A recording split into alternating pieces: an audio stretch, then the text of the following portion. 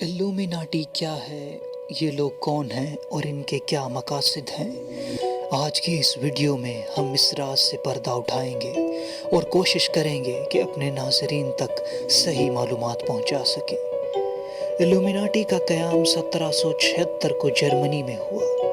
اور الومیناٹی ایک خفیہ تنظیم ہے اور اس کے کارکن عوام سے لے کر بڑے سے بڑے سیاستدان،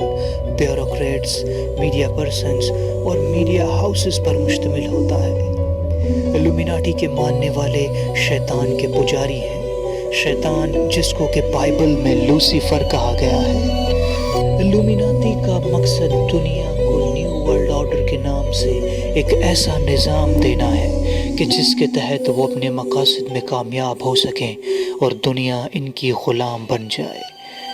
اس کے تحت پہلی جنگ عظیم بھی الومیناٹی ہی کی چالوں کا شاخسانہ ہے، جس میں کہ ملٹری اور عام آدمیوں سمیت 41 ملین لوگوں نے اپنی زندگیوں سے ہاتھ دھوئے۔ ابھی ورلڈ وار 1 کے زخم بھرے نہ تھے کہ دنیا کو ورلڈ وار 2 کا بھی سامنا کرنا پڑ گیا، جس میں مزید انسانی زندگیاں راکھ کا ڈھیر بن گئیں اور ایک اندازے کے مطابق 50 سے 80 ملین انسان زندگیوں سے محروم کر دیے گئے۔ دراصل امریکہ خود الومیناٹی کا غلام بن چکا ہے اور ایک اندازے کے مطابق امریکہ پر $20 ٹریلین سے زائد کا قرض ہے، اور شروع دن سے امریکہ کے فیڈرل ریزرو بینک کے 15 خاندان آج ہی کے دن کی پلاننگ میں تھے، اور یہ چیز ہمیں $1 کے نوٹ پر صاف نظر آتی ہے۔ الومیناٹی کے لیے کام کرنے والے کچھ افراد کو الومیناٹی نے امریکہ کا صدر بھی بنوایا، اور اپنے مقاصد پورے ہو جانے کے بعد ان میں سے کچھ کو مروا بھی دیا۔ ان میں جان ایف کینیڈی اور ابراہم لنکن کے نام شامل ہیں، جبکہ جارج بش سینئر اور جارج بش جونیئر بھی اسی الومیناٹی کی پیداوار تھے، جنہوں نے سب سے زیادہ امریکہ اور پوری دنیا کو نقصان پہنچایا۔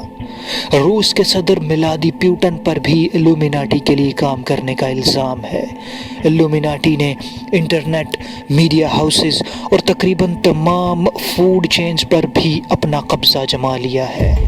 انٹرٹینمنٹ کے بڑے بڑے آئیکونز بھی الومیناٹی کے لیے کام کرتے ہیں اور الومیناٹی کے خاص سمبلز کے ذریعے لوگوں کے ذہنوں تک الومیناٹی کا پیغام پہنچاتے ہیں۔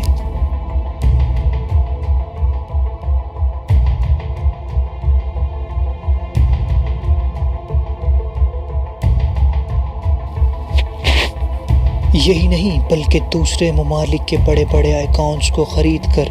وہاں انتشار پھیلانا بھی الومیناٹی کے ایجنڈے میں شامل ہے۔ 9/11 کا واقعہ ہو، جس کو بہانہ بنا کر امریکہ اور اتحادی فوجوں نے افغانستان پر حملہ کر دیا، اور اس کے بعد امریکہ نے نہ صرف عراق پر بھی حملہ کر دیا بلکہ صدام حسین کو پھانسی دی، اور آج تک امریکہ عراق سے اپنی فوجیں نہیں نکال سکا۔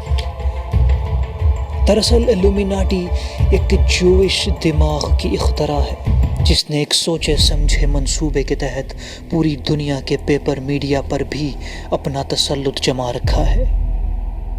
اور وہیں اسرائیل نام کی نام نہاد ریاست کو فلسطین میں غیر قانونی طور پر قائم کیا گیا، اور آج تک وہاں کے نہتے عوام اور بچوں کا خون بہایا جا رہا ہے، صرف اور صرف گریٹر اسرائیل کے جھنڈے کو تقویت دینے کے لیے، جس کے لیے یہ کسی بھی حد تک جانے کے لیے تیار ہے۔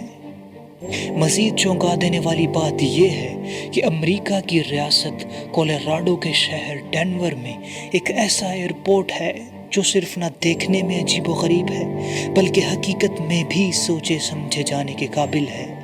وہاں دیواروں پر ایسی عجیب و غریب پینٹنگز موجود ہیں کہ جن کو دیکھ کر ذہن میں یہ سوال پیدا ہوتا ہے کہ آخر ان پینٹنگز کا یہاں پر کیا مطلب ہے۔ اور کہا بھی جاتا ہے کہ اس ایئرپورٹ کے نیچے ایسی ٹنلز موجود ہیں جہاں پر الومیناٹی کا مین ہیڈ آفس ہے، اور گزشتہ دنوں ایک بلاگر نے ایسا انکشاف کیا ہے جو 47 سال تک الومیناٹی کے لیے کام کرتا رہا۔ اس کا کہنا یہ ہے کہ صدام حسین آج بھی زندہ ہیں اور وہ یہاں ان ٹنلز میں الومیناٹی کے ایجنڈے پر کام کر رہے ہیں۔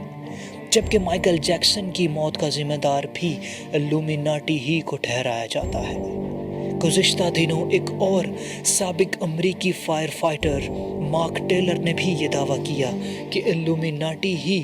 دنیا میں زیادہ تر آنے والی قدرتی آفات کی ذمہ دار ہے، اور اس کی وجہ ہے الومیناٹی کے پاس ہارپ نامی مشین، جس سے الومیناٹی ماضی میں بھی مسلسل انکار کرتی چلی آئی ہے۔ الومیناٹی کے ماننے والے دراصل کسی مذہب کے پیروکار نہیں، بلکہ یہ دنیا کے تمام لوگوں کو مذہب سے منحرف کرنا چاہتے ہیں، اور یہ تاثر دینا چاہتے ہیں کہ مذہب انسان کو بانٹتا ہے اور دنیا کے لوگوں کے مسائل کا واحد حل سیکولرزم ہے، اور الومیناٹی اسی مکروہ فعل کی اشاعت میں سرگرم ہے۔ الومیناٹی چونکہ ایک یہودی تنظیم ہے اور اس کی خالصتاً لڑائی اسلام سے ہے، لہٰذا مسلمانوں کو پوری دنیا میں متحد ہونے کی ضرورت ہے